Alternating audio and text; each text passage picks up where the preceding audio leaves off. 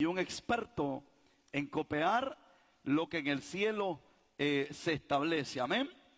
Así que dice el libro de Isaías, capítulo 60, versículo 1, levántate, ¿qué dice?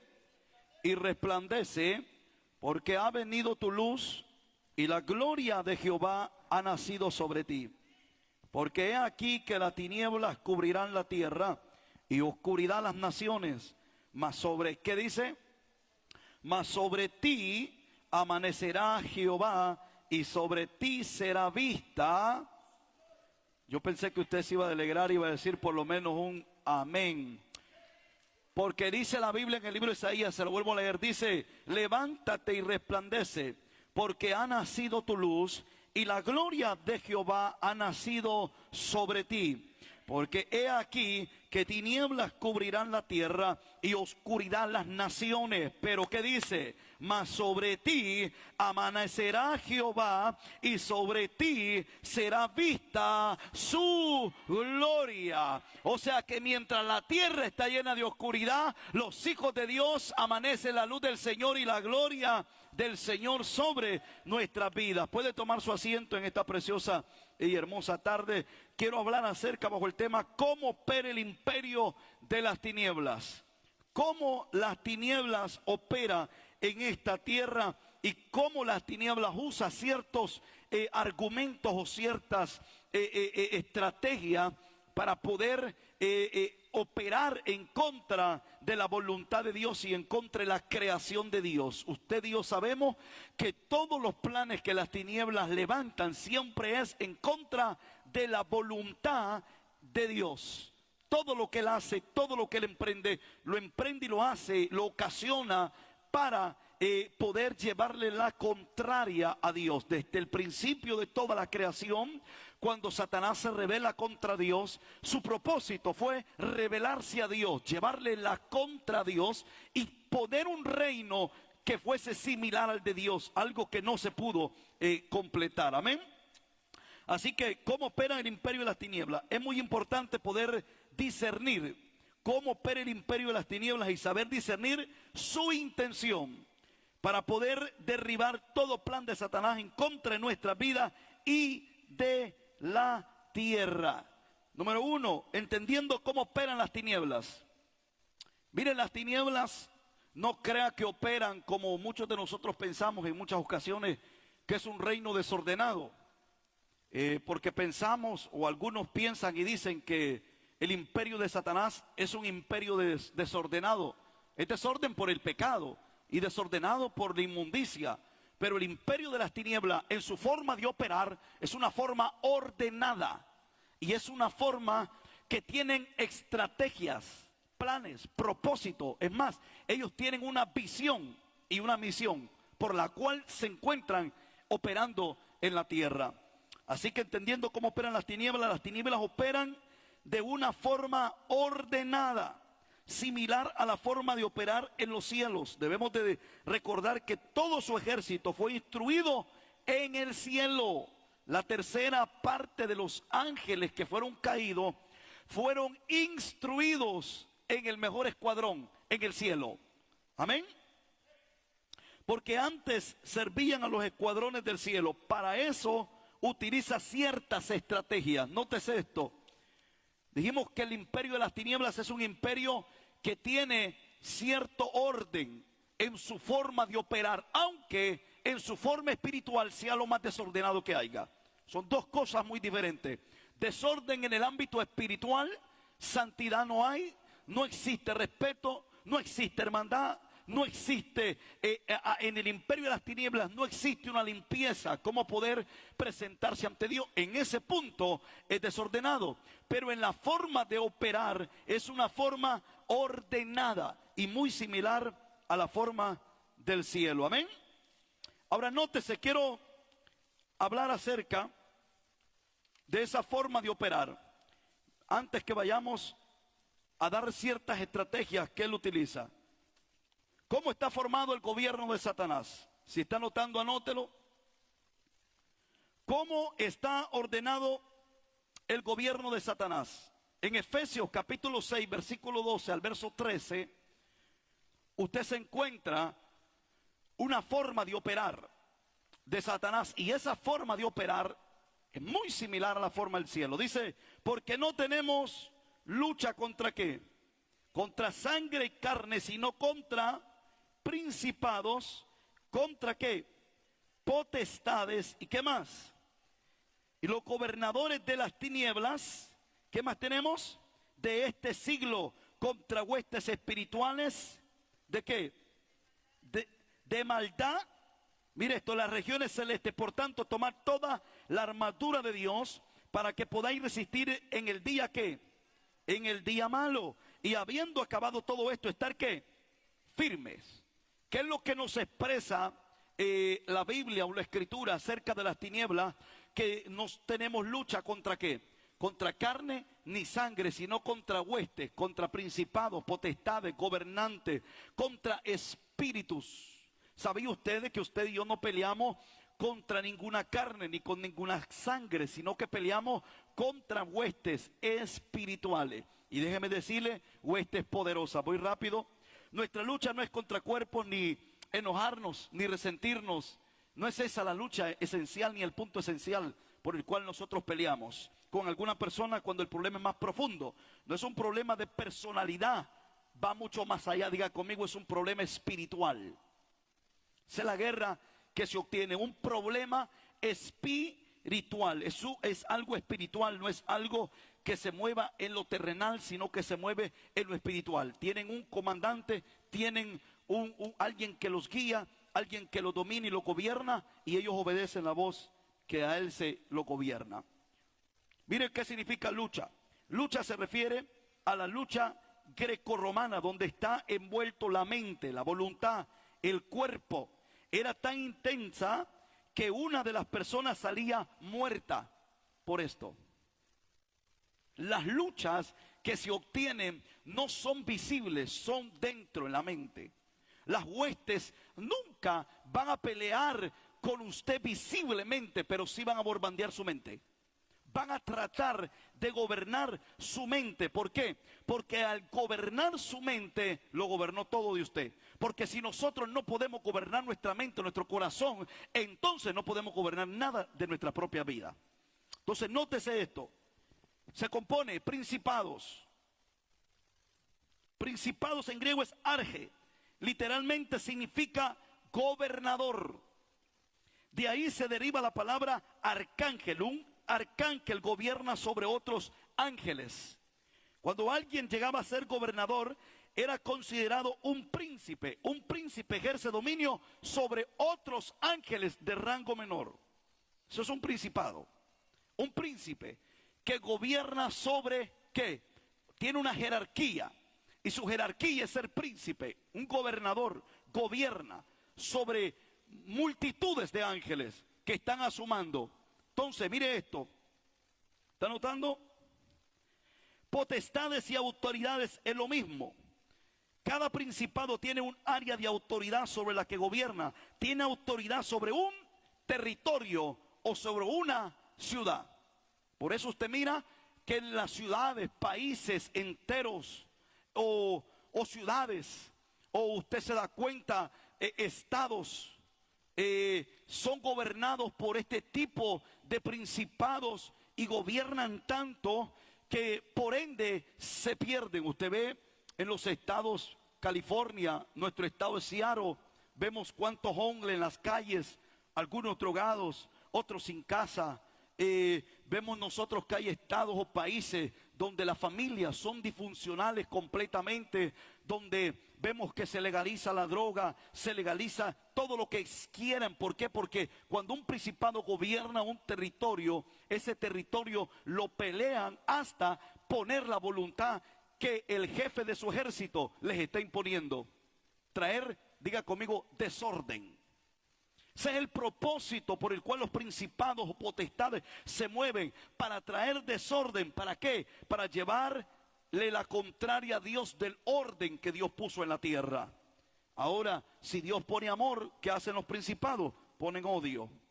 Usted se ve, hay estados, hay ciudades donde la delincuencia es tan fuerte, donde las pandillas son tan fuertes, donde las muertes son tan fuertes, las policías mismas no haya qué hacer con esas ciudades o esos estados que están tan metidos en las drogas, en las pandillas, en la delincuencia, porque hay principados que gobiernan esa área y lo único que puede dar libertad sobre esas áreas, levante su mano derecha, es usted y yo. Y ese es el problema cuando la iglesia pierde el enfoque del pleito, de la guerra en la cual tenemos, que es contra principados. Mientras usted y yo peleamos contra el vecino, contra el hermano, contra el fulano, sutano, Satanás anda derribando y haciendo su voluntad allá afuera en las ciudades, poniendo su dominio. Mientras la iglesia se entretiene peleando entre sí mismo, buscando tener una fama, buscando tener una corona, buscando tener algo por lo cual se puede establecer en la tierra. Y Satanás hace y deshace afuera. ¿Por qué? Porque no se entiende cuál es el propósito por el cual estamos en la tierra. Efesios capítulo 2 verso 2 dice: en los cuales anduviste en otro tiempo, siguiendo las corrientes de este mundo, conforme al príncipe de la potestad del aire, el espíritu que ahora opera ¿dónde? ¿En los hijos de qué? La desobediencia es gobernada por Satanás.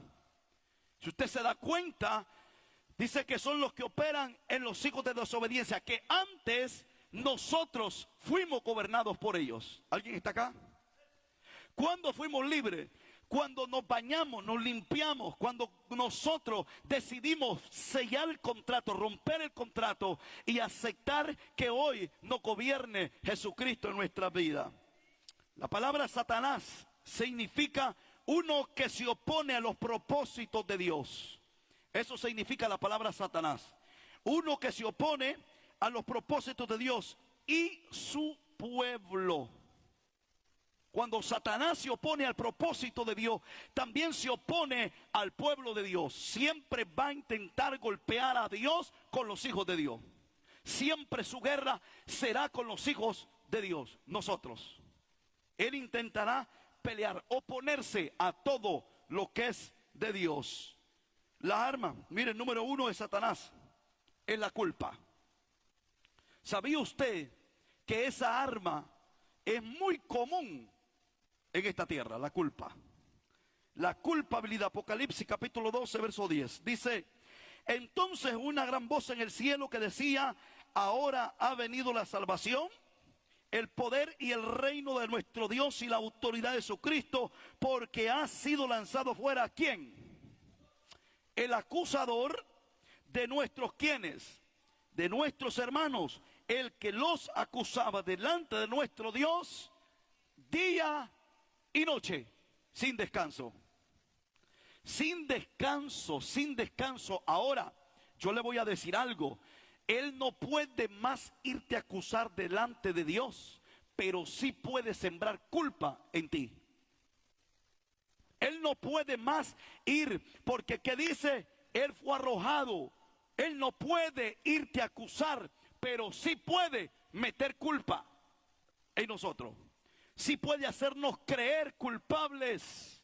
Sí puede tomar esa ventaja, porque es padre de mentiras. Satanás es el príncipe de la potestad del aire, o gobernador de la atmósfera del ¿qué? Del aire. Mire esto.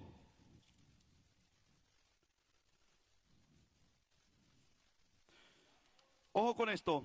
Hay dos palabras griegas para referir al aire. Una describe el aire superior, Aitía, y la otra el infierno, air. Air es la que se usa en Efesios capítulo 2 versículo 2. Ojo con esto. Satanás es el príncipe de la atmósfera de abajo. O sea, ¿dónde? Los infiernos. Satanás gobierna sobre todos los infiernos. La atmósfera, esto, tierra. Por eso él decía que a él se le había dado la potestad y se creía el dueño de la tierra. ¿Por qué?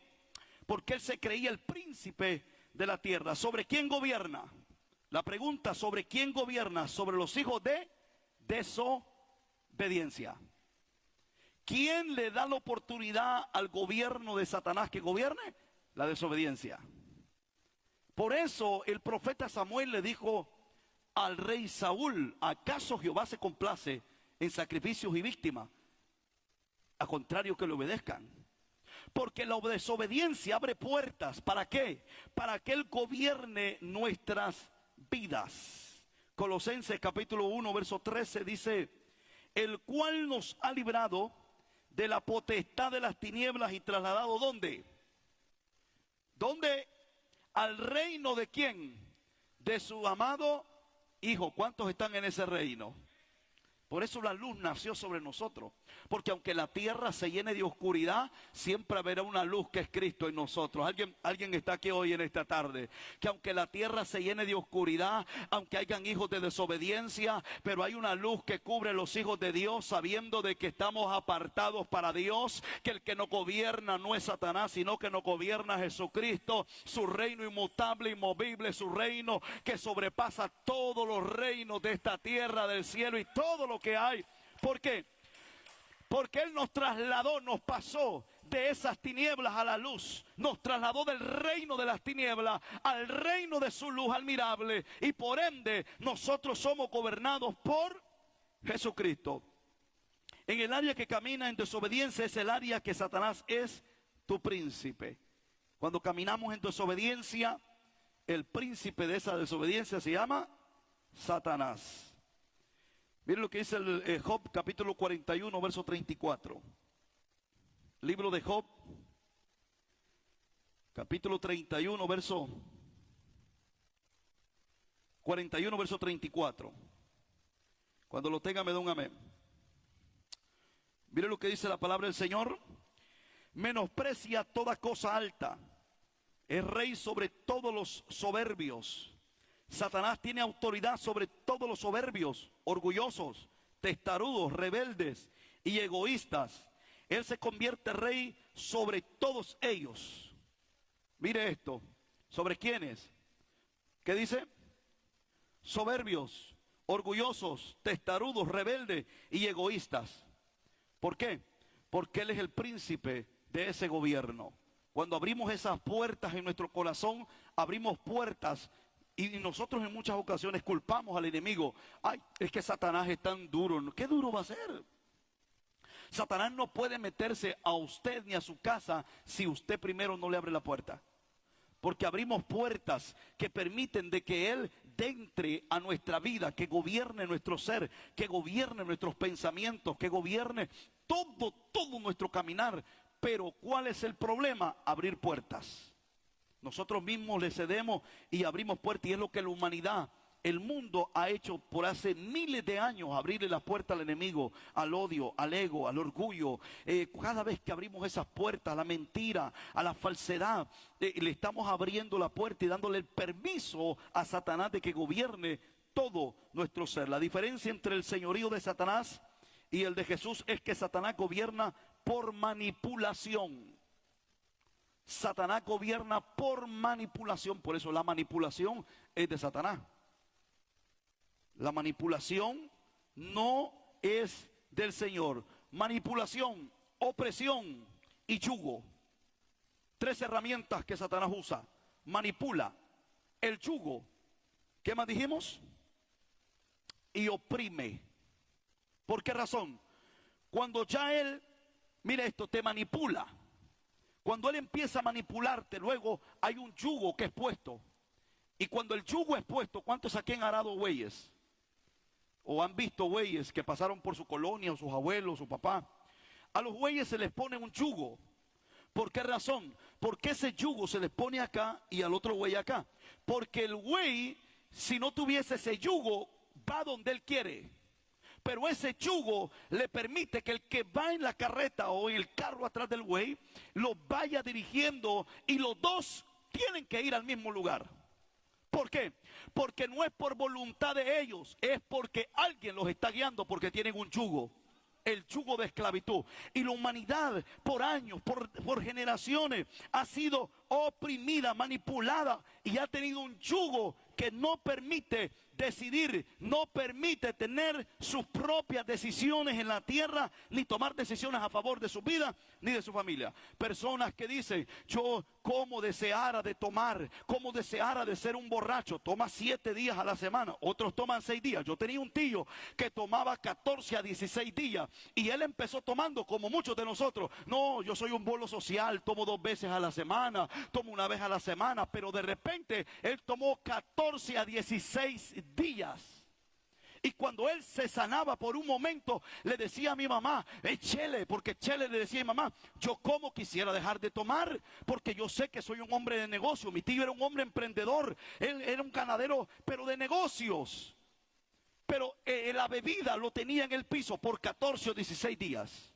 Él decía, yo quiero dejar de tomar, yo intento dejarlo, pero no puedo. Personas que miran a su familia y sienten lástima porque toman mucho, o son drogadictos, o llegan y no llegan, y de repente en el corazón en algún momento dicen, yo como quisiera cambiar de estilo de vida, pero tienen la palabra, pero no puedo. ¿Por qué? Porque no pueden decidir por sí solos, porque hay un yugo que los esclaviza, y que cada vez que usted quiere ir para este lado, el yugo lo lleva para este lado, y cada vez que usted quiere hacer las cosas bien, no puede hacerlas bien. ¿Por qué? Porque hay un yugo que no permite que decida por dónde ir. Pero eso es lo que Cristo vino a hacer con la iglesia, romper el yugo, podrir el yugo a causa de la unción, y ahora podemos bendecir el nombre de Dios. ¿Por qué? Porque el yugo fue podrido a causa de la unción del Espíritu de Dios. Ahora mire esto. Esa es la diferencia. Manipula, oprime, pone yugo. Por su otra parte, Jesús lo hace por sumisión voluntaria. Esta es la diferencia entre el gobierno de Satanás y el gobierno de Jesús. Que Satanás te oprime, pone yugo y te amenaza. Pero Jesús es una sumisión voluntaria. ¿Quieres? Jesús le dijo al enfermo, ¿quieres ser sano? ¿Y qué le dijo el enfermo? Sí quiero. Por eso desde el principio Dios pone algo que se llama libre albedrío. Tú decides, tú tomas la decisión. El libre albedrío es que Dios te dice, hay 2 caminos, escoge derecha o izquierda. El derecha es el correcto, el izquierda es el malo. Ahora, tú tomas la decisión.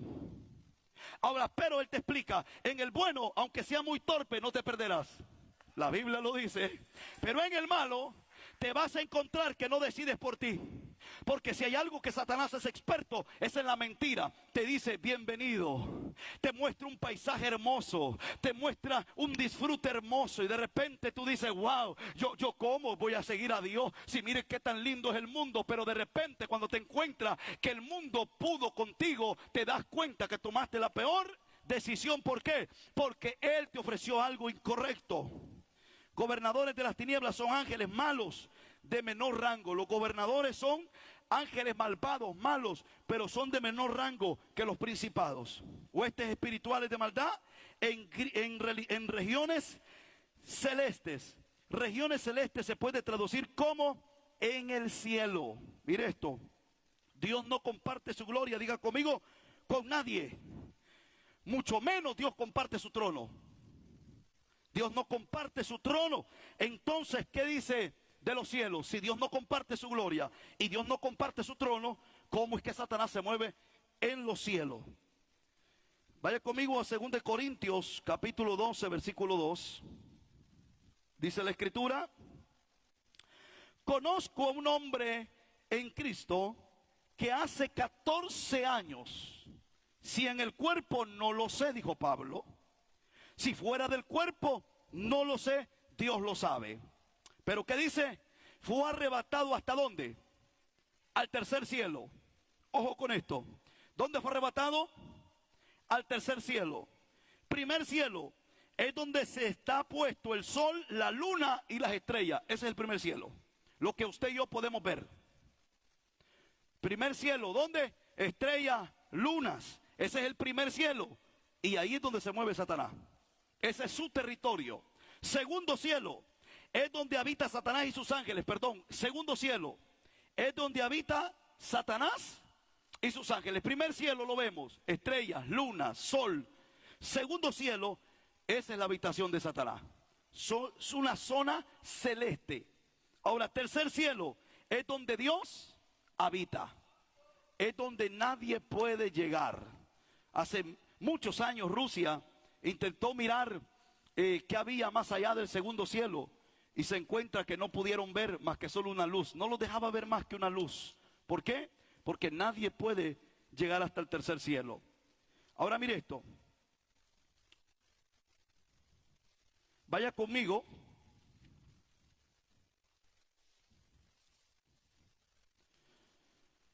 Vaya conmigo a Mateo,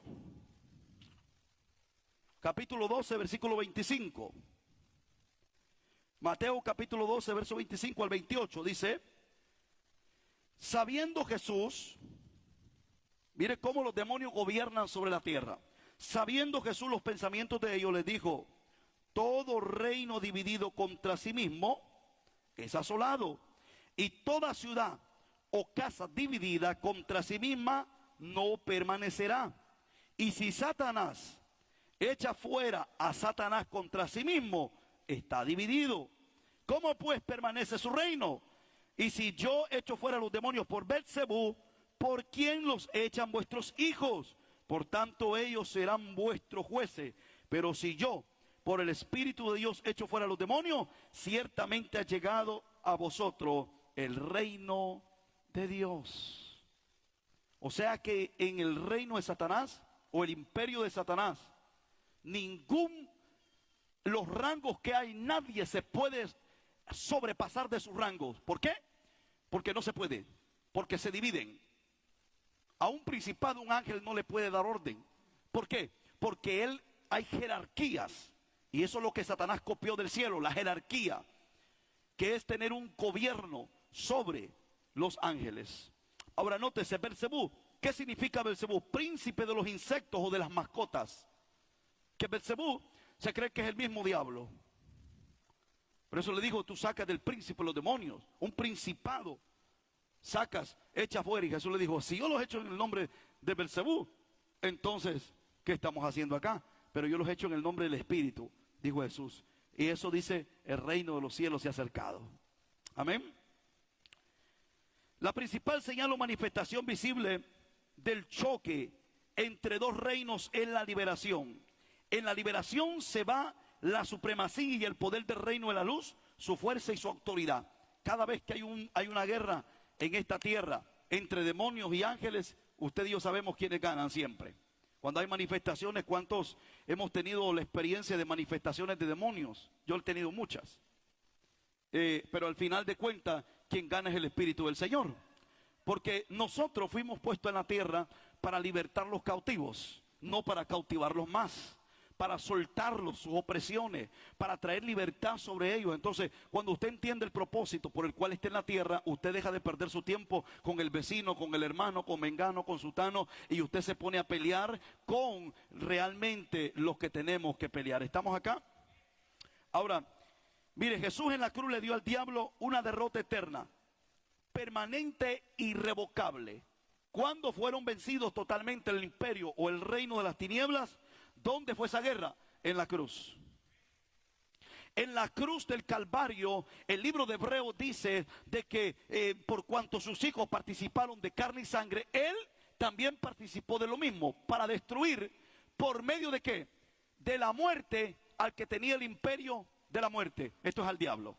¿Cómo derrota a Satanás? Con el imperio de la muerte. Él murió, pero al tercer día resucitó, venció la muerte. Nadie había vencido la muerte. Y cuando Cristo muere, al tercer día resucita, se le mostró al diablo en esos 3 días que estaba muerto al infierno, quitó la llave de la muerte y le dijo, ahora ya no puedes tú tener gobierno sobre todo. Ahora tú gobiernas sobre los que te dan el permiso que gobierne. ¿Alguien está aquí? Por eso cuando usted y yo no le damos permiso que gobierne nuestra vida, Él no puede gobernar. ¿Por qué? Porque Él gobierna sobre lo que usted le cede, sobre lo que usted le permite, porque ya no tiene las llaves de la muerte, sino que hoy Cristo tiene las llaves de la muerte y de la vida. Los principados gobiernan en el aire, pero la guerra es aquí, en la mente. Ellos gobiernan en el aire, pero la mente es la que es más atacada en ellos. ¿Dónde vienen los pensamientos? Aquí. ¿Dónde vienen los buenos o malos pensamientos? La mente es atacada. Personas que tienen una depresión crónica y que toda la vida viven diciendo: no sirvo para nada, nadie me quiere, desde chiquito, desde chiquita, nadie me quiere, necesito oír que alguien me dé unas palabras de aliento, va, y esa media hora o una hora que está con un psicólogo, un consejero, se siente bien, pero al salir de esa, cruzar la puerta, se vuelve a sentir igual y vuelven a tener los mismos pensamientos: nadie me quiere, no sirvo para nada. ¿Por qué? Porque los principados se encargan, o el gobierno de las tinieblas, de atacar nuestra mente. 2 Corintios capítulo 10 verso 4, leeremos hasta el 5. 2 Corintios capítulo 10 verso 4 dice: porque las armas de nuestra milicia no son ¿qué? Carnales, sino poderosas en Dios para la destrucción de ¿qué? Fortalezas, derribando ¿qué? Argumentos y toda altivez que se levanta contra ¿qué? El conocimiento de Dios, y llevando cautivo todo ¿qué? Pensamiento a la obediencia ¿de quién? De Cristo. Es el propósito, porque siempre el imperio de las tinieblas intentará atacar nuestra mente. Nuestra mente será atacada. Pero ¿cómo la llevamos cautiva? 2 Corintios tiene la respuesta: llevándolo a la obediencia ¿de quién? De Cristo. Mientras usted esté abrazado con Jesucristo, déjeme decir algo, amada iglesia: Satanás no tiene un solo gobierno. Dice la Biblia que él tira dardos de fuego, pero eso no quiere decir que los dardos de fuego van a llegar a tu mente. Los dardos son pensamientos. Él va a intentar lanzar dardos de fuego, pero nosotros tenemos el respaldo de Cristo.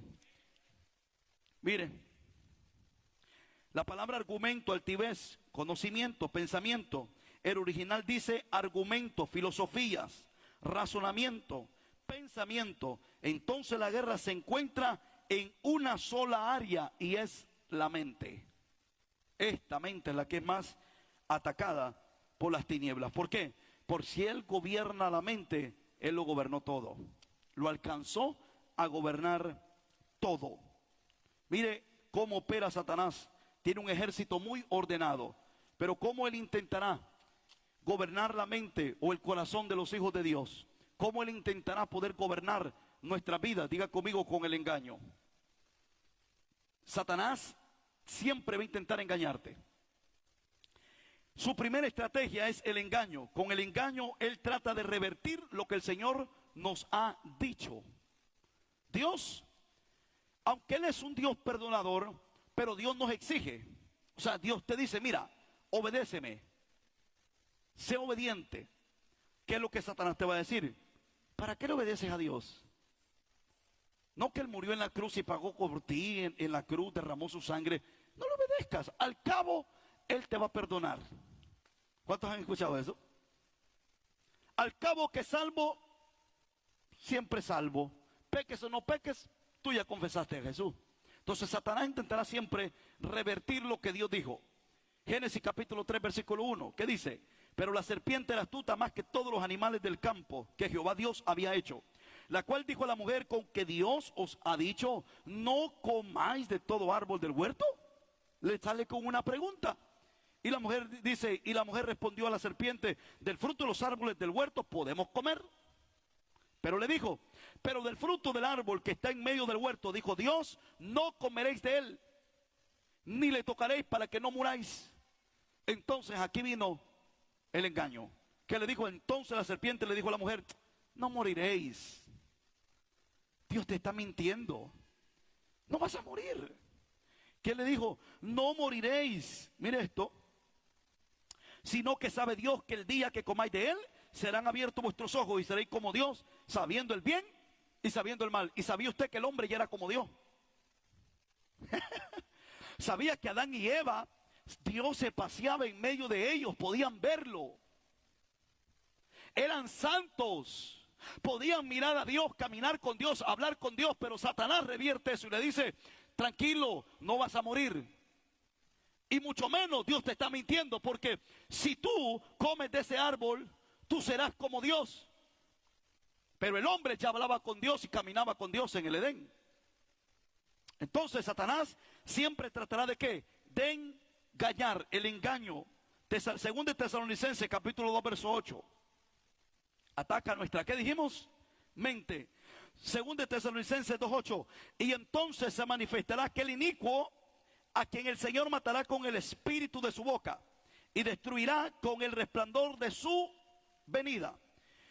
Inicuo, cuyo advenimiento es por obra de Satanás, con gran poder y señales, prodigios, que mentirosos, y con todo engaño de iniquidad para los que se pierden, por cuanto no recibieron el amor de la verdad para ser salvos. Mire esto, ¿a quién se le atribuye? A Satanás. ¿Pero qué utiliza? El engaño, porque él es el padre de toda mentira. ¿Qué más te ofrece? Te ofrece una mentira que nunca podrá cumplir. Satanás te ofrecerá una mentira que jamás la podrá cumplir. Mateo capítulo 4 versículo 8. Se enfrenta con Jesús saliendo al desierto y le dice estas palabras. Otra vez le llevó el diablo a un monte muy alto. Mire esto. Y le mostró todos los reinos del mundo y la gloria de ellos. Y le dijo, todo esto te daré si postrado me adorares. Entonces Jesús le dijo, vete Satanás, porque escrito está, al Señor tu Dios adorarás y a Él solo servirás. Imagínese usted Satanás ofreciéndole los reinos que ya eran de Él. Si Satanás no es dueño ni de su vida, Satanás no tiene nada, ni el infierno donde se va a ir no es de Él. Lo hizo Dios para Él, pero no es de Él. Entonces, saliendo Jesús del desierto, le dice, si postrado me adoras, yo te prometo que te doy todos estos reinos que estás viendo. Le estaba ofreciendo algo que no podía cumplirlo. Porque si hay algo que Satanás va a hacer es ofrecer cosas que no puede cumplirlas. Si engañó la tercera parte de los ángeles del cielo, Satanás engañó a la tercera parte de los ángeles del cielo. Tercera parte, entre ellos principados, lo leímos. Entre ellos potestades, gobernantes. Eso es lo que él trajo del cielo. Engañó a la tercera parte de los ángeles con mentiras que nunca podía cumplir. Jamás podía cumplirles a ellos, haciéndoles creer que él gobernaría como Dios. Aunque la Biblia no dice qué fue lo que les prometió, pero podemos llegar a pensar de que fue algo jugoso. Fue una promesa que no podía cumplir, pero a los ojos de los ángeles, una promesa que valía la pena. Porque él te va a prometer cosas que no las va a poder cumplir. Ahora nótese, usted ya hemos tenido el privilegio de ver personas que han ido a los brujos, satanistas, hechiceros, y han ido para que Satanás los enriquezca y que les haga crecer el negocio, que los enriquezca. Y de repente, como es el padre de toda mentira, todo empezó bien. Pero a medio camino le pasó la factura y se la pagó, que no la puede pagar usted. Yo he conocido personas que se preocupan, el martes tienen que ir al brujo, y el martes tienen que ir al brujo, y se preocupan tanto que tienen que ir al brujo, y el único peso que tienen lo gastaron en el brujo y nunca los hace ricos. Entonces, Satanás promete cosas que no puede cumplir. Isaías capítulo 14, verso 12. Y aquí es donde sacamos eso de la promesa que tal vez los ángeles vieron. Dice la escritura, ¿cómo caíste del cielo, oh lucero hijo de la mañana? Cortado fuiste por tierra, tú que debilitabas a las naciones, tú que decías en tu corazón, ¿qué decía? Subiré al cielo en lo alto, junto a las estrellas de Dios. Levantaré mi trono y en el monte del testimonio me sentaré a los lados del norte. Sobre las alturas de las nubes subiré y seré semejante al Altísimo. Mas tú derribado eres hasta el Seol, a los lados del abismo. Yo me imagino la promesa que le hizo a los ángeles. Yo voy a gobernar como Dios. Me sentaré en el trono. Estaré legislando como Dios y ustedes van a ser los primeros.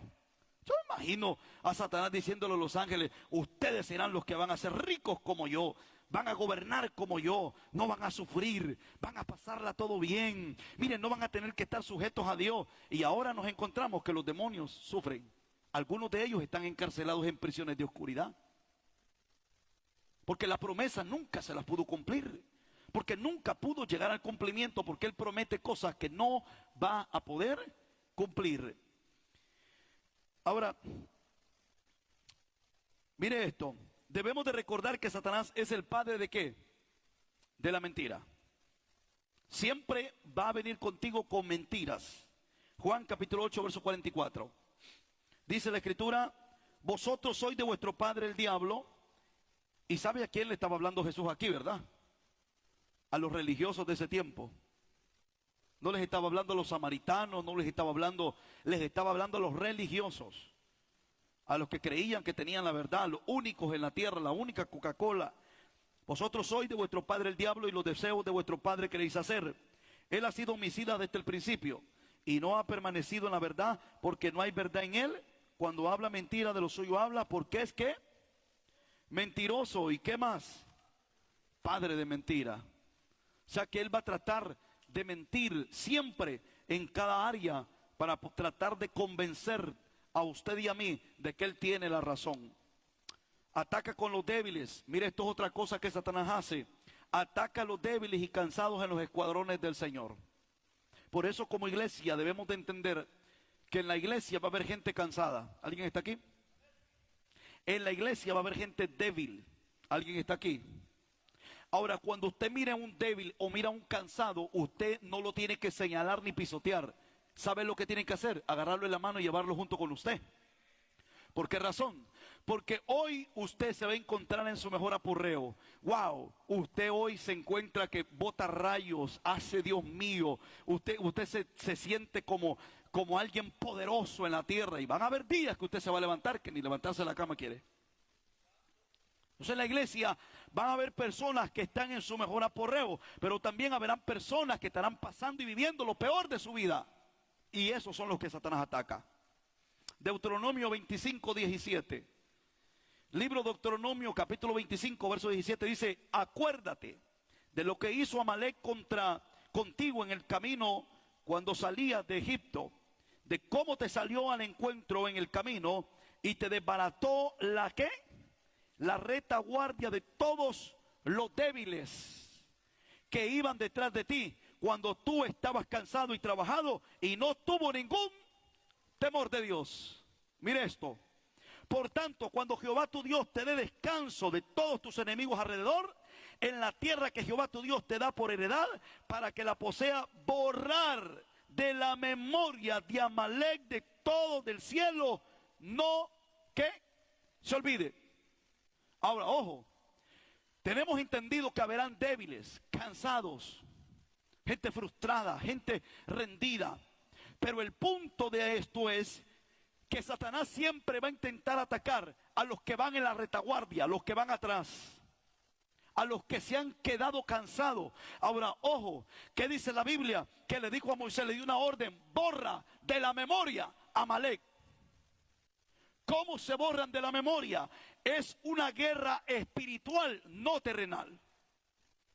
Para borrar de la memoria a todos los principados, potestades, todo lo que se levanta para querer detener la retaguardia o detener el propósito de Dios en casa. ¿Qué es lo que tiene que hacer la iglesia? Es pelear, pero en contra de lo invisible, de lo que no se ve, lo que se mueve arriba, lo que está moviéndose en contra. ¿Qué va a hacer usted? Pelear, pero ¿cómo? En el Espíritu de Dios, sabiendo y ser entendido de que la guerra no es de carne, ni de hueso, ni de sangre, sino que es contra principados y potestades que atacan la mente, atacan el corazón y que silenciosamente gobiernan cualquier cosa. Ahora nótese, ¿qué más usa? Usa el espíritu del temor, te atemoriza.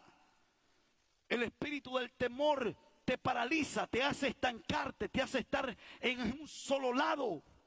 El temor, muchas personas por temor no emprenden, por temor no se levantan a ejercer, por temor no deciden caminar. Personas que había escuchado que dicen, pero pastor, el día que yo me levanté a orar, pareció que Satanás se levantó conmigo.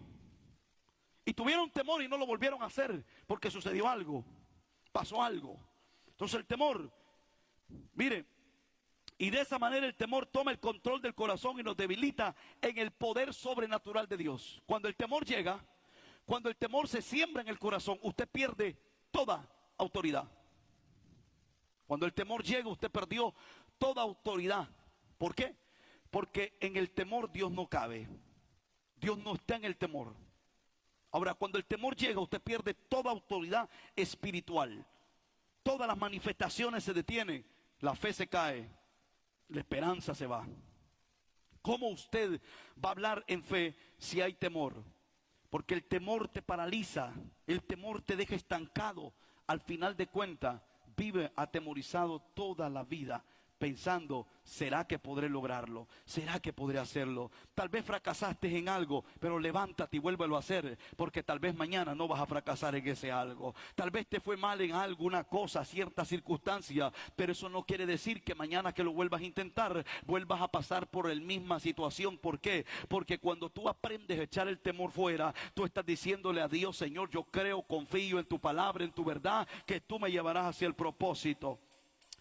Primer libro de Samuel, capítulo 17, verso 24, dice: y todos los varones de Israel que veían a aquel hombre huían de su presencia y tenían gran temor. Y cada uno de los de Israel decía: ¿no habéis visto a aquel hombre que ha salido? Él se adelanta para provocar a Israel. El que le venciere, el rey le enriquecerá con grandes riquezas y dará su hija y exhibirá de tributos a la casa de su padre en Israel. Un hombre gigante estaba atemorizando a todo un ejército y aún al rey. Un hombre gigante amenazaba a los escuadrones de Israel. Envíame a uno para que pelee conmigo. Pero el hombre se mostró delante de ellos un hombre gigante. Un hombre con 6 dedos en los pies, 6 dedos en la mano. Un hombre que estaba pero grandísimo. Y de repente todos estaban con temor diciendo: ¿quién podrá vencer ese gigante? Porque ellos miraban al grande, al gigante, miraban lo imposible. Pero de repente llegó un nene llamado David, dice la escritura. Y cuando él llega, dice que pregunta: ¿y quién es ese que está hablando en contra de los escuadrones de Israel? Y le dijeron: ese es un gigante, ese es alguien que está atemorizando al pueblo. Y él dijo: ¿cómo es posible que este incircunciso, que no tiene al Dios grande ni el Dios poderoso, puede amenazar de muerte al pueblo de Dios y al Dios mismo? Le dijo: tranquilos, que yo voy a librar esta guerra. Un hombre que simplemente echó el temor fuera y que le dijo a la fe y a la esperanza: yo confío, yo creo y mi fortaleza está puesta en Dios, y venga lo que venga, pase lo que pase, se levante lo que se levante, yo confío en la grandeza de mi Dios. Yo confío en el poder sobrenatural de Dios. Cuando usted echa fuera el temor, activa el poder de Dios en usted. Cuando usted echa el temor fuera, activa lo sobrenatural de Dios. La manifestación de Dios empieza a activar en su vida. ¿Qué más hace? Con esto termino. Intenta introducirlo en una condición de pecado. ¿Qué va a intentar? Introducirlo a una condición de ¿qué? De pecado. Cuando hablo de condición, hablo de un estilo de vida. Porque todos aquí pecamos. ¿Quién no peca aquí? Levante la mano y se lo mandamos a Dios. Todos pecamos. De una o de otra forma, usted se levantó con el indio dentro, ya pecó. De una o de otra forma. Tal vez usted quiso levantarse bien y ser bien amable, y de repente ¡pah!, le salió el indio. Pecó. Pero es muy diferente a un estilo de vida que usted lo disfruta, que usted lo hace porque le disfruta, le haya sentido. Entonces mire esto: él intentará meter en una condición, un estilo de vida pecaminoso, y eso se llama cauterización. La cauterización es que usted ya es un cautivo del pecado. ¿Estamos acá? Y de esa manera poder introducir la culpa en la vida del creyente y poco a poco poder deshabilitar al creyente metiéndolo en una condición de culpa hasta llegar al punto de contristar al Espíritu de Dios. ¿Cómo se contrista al Espíritu Santo? Cuando la condición suya, el estilo de vida total, es de esta manera. O sea, el Espíritu, usted puede equivocarse Y lógicamente no se le va a ir. ¿Quién dice que se le va a ir? Pero cuando su condición es esa, un estilo de vida, entonces el espíritu se contrista. Entonces ahí donde Satanás logra tomar ventaja para él poder gobernar esto. Pensamiento. Póngase sobre sus pies. El pensamiento, la mente. Satanás nunca va a enviar